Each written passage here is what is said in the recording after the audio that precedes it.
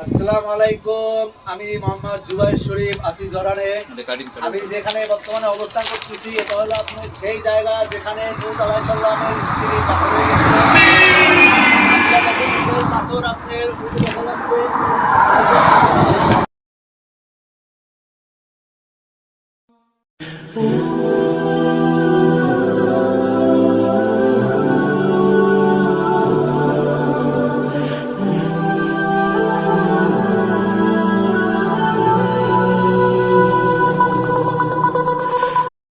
আসসালামু আলাইকুম। আমি মোহাম্মদ জুবাইর শরীফ আছি জরানে।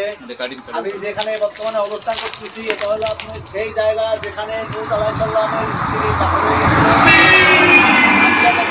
পাথর আপনার দেখা যাচ্ছে।